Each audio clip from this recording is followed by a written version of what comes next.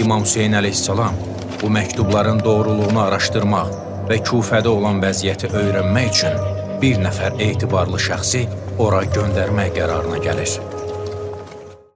İmam Hüseyin bu gizli əməliyyat üçün əmisi oğlu Müslim İbni Əqili ən ləyaqətli şəxs hesab elədi. İmam Müslimi çağırtdırıb buyurdu: "Get Kufəyə, insanlara diqqət elə. Əgər onların qəlbləri ilə dilləri eyni olarsa, məktublarda yazdıqları kimi müttəfiq dilərsə və qiyamı onlarla birgə yerinə yetirmək olarsa, bunu mənə xəbər ver."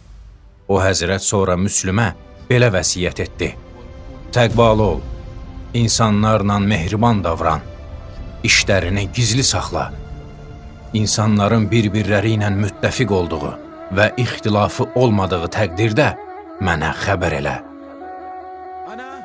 Müslim 4000 nəfərlə qiyam eləyərək İbn Ziyadı öz qəsrində mühasirə edib tutmaq istədi. Lakin qəsrə yaxınlaşdıqda 4000 nəfərdən 300-ü qaldı. İbn Ziyadın qəsrində isə 30 keşikçi və 20 nəfər də qohumları və qəbilə başçıları var idi. İbn Ziyad qəbilə başçılarını qorxutmaqla qəsrin üstünə çıxartdı. Onlar da öz adamlarını qorxudub qəsrin ətrafından uzaqlaşdırdılar. Hava qaraldı. Müslim məğrib namazını 30 nəfərlə qıldı. Namazdan sonra isə 10 nəfər qaldı. Məsciddən çıxandan sonra isə artıq Kufənin küçələrində tək qalmışdı.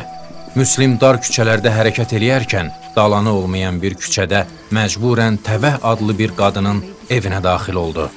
Təvəhin oğlu Müslimin onların evində olmasından xəbər tutub İbn Ziyadın vəd verdiyi mükafatı almaq üçün onun yerini İbn Ziyadın adamlarına çatdırdı. Müslimi tutmaq üçün 70 nəfər Təvəhin evinə hücum eləyib evi mühasirəyə aldı. Böyük qarşı durmadan sonra Müslimi tutub İbn Ziyadın qəsrinə apardılar. Müslim şəhadətdən əvvəl Allahdan bağışlanmaq diləyirdi.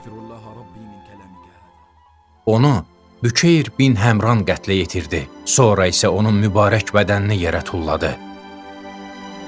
Müslim Kərbala qiyamının ilk şəhidi idi ki, Zilhiccə ayının 9-u Ərəfə günündə şəhadətə yetişdi.